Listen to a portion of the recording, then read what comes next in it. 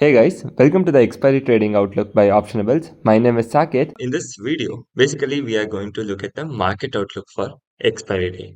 As you know that every Wednesday we'll be joining where we'll be giving out the market outlook, where we'll also be discussing what happened to the market on that day and what is the overall outlook and what can be the potential trade opportunities we can have. So as you know that we want to keep this session quite interactive, due to which I would suggest you that please let me know your views in the comment section below, and also do tell me what do you expect or where do you expect the market to end for the expiry and so on.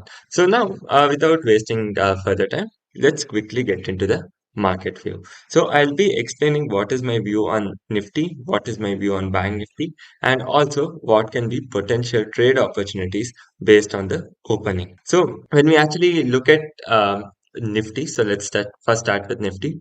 So when you actually look at Nifty here, so you can see that from previous 1-2 days, Nifty is consolidating between 18,000 to 18,300. So a pretty broad range, so which is a 300-point broad range, but it is consolidating between this 18,000 to 18,300 range. So even now, if you actually see it today, so we went above 300 in the opening, and then immediately there was a sell-off, and finally we have closed somewhere around 18,300 itself.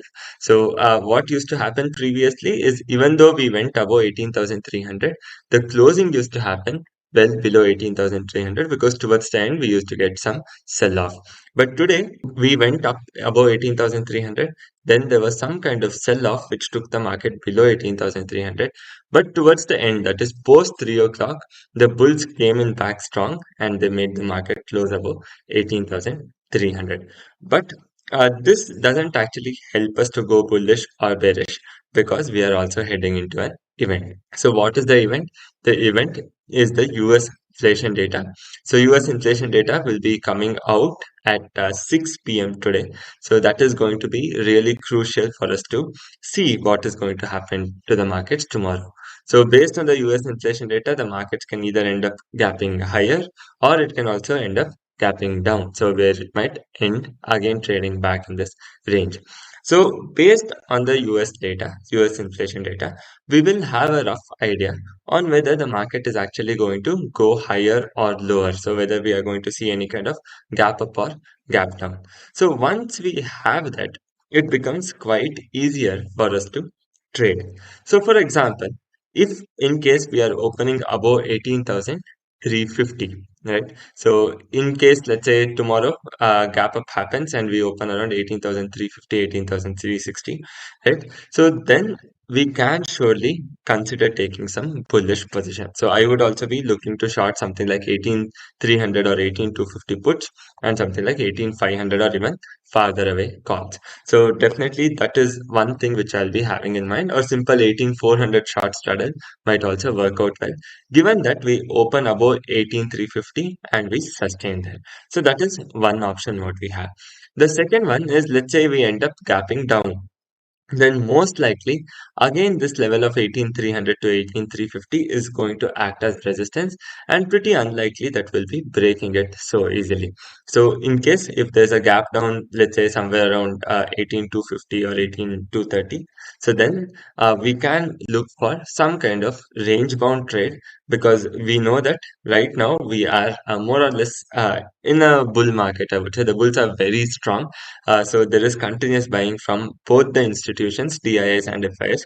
Whenever the market is dipping, immediately there is some good buying coming in. So due to which, in case even if there is a gap down, I would be looking for anything around 18,200 and 18,300 shorts triangle. So that would be a great option, I would say, considering how strong the markets are. In spite of global cues not being really strong, our market is able to hold it. So that is the second thing what we'll be doing in case if we see a gap down.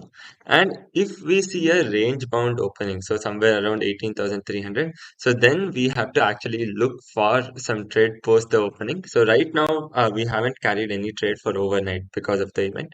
So if there's a range bound opening, we have to look for some kind of the trade post open. So this is the view on Nifty as a whole. Now coming to Bank Nifty view. So let me just clear all the drawings. So when we speak about Bank Nifty view, so Bank Nifty was quite volatile from past 2 3 days.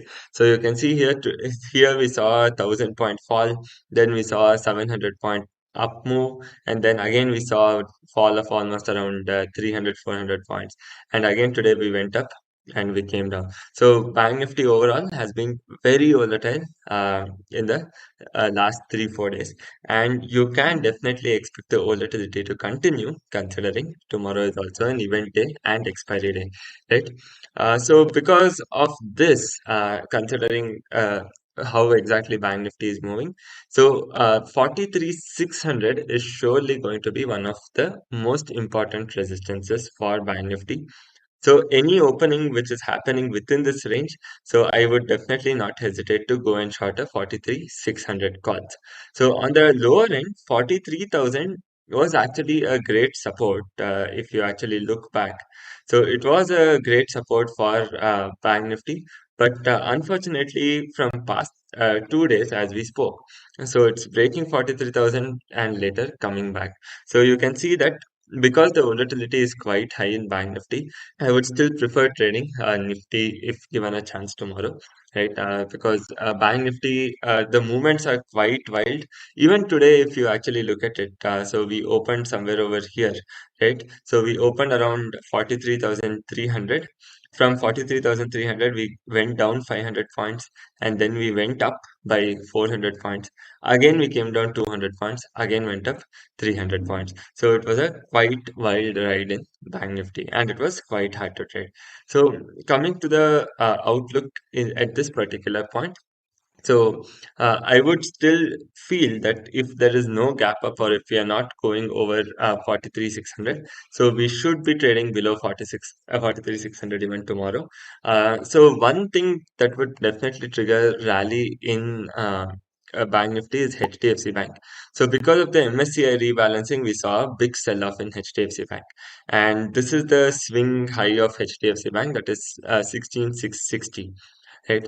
So if we not the swing high, this is more or less the high what it made during the opening of that particular day. Due to the MSCI rebalancing, it had gone down. Right. So considering this, in case if we are able to cross 1660, so then if HDFC Bank is doing that, I would again prefer going long in Bank Nifty or taking longer, like long positions in Bank Nifty, because because of the MSCI rebalancing, it has fallen 5%. And we can surely expect some recovery because there is no other news based on which HDFC Bank should actually fall. So, yeah, keeping this in mind, so if it is going above 16,660, I would surely end up taking bullish position in Bank Nifty, because if HDFC Bank starts rallying, it is very easy or likely for us to see even Bank Nifty break 43,600 and carry on from there. So this is the general view on the market what I have. So just to give you a full summary, so Nifty we have already discussed two trading opportunities with a gap up and a gap down. If it's a range bound opening, we will have to wait and watch if you can get any good opportunity. In case of Bank Nifty, like as we discussed, the market is, sorry, Bank Nifty is quite volatile, and I would avoid taking Bank Nifty trades if until HDFC Bank actually shows some positivity. So I wouldn't take negative trades either ways, because there is such good buying coming in from FIIs and DIs. So I would be more or less looking to go on the positive end, but I would need some confirmation from the top stock in Bank Nifty. So with that, we also come to the end of this video. I hope you found this video informative. If so, do not forget to hit the like button, share this video, and also subscribe to Optionables. Thank you for joining.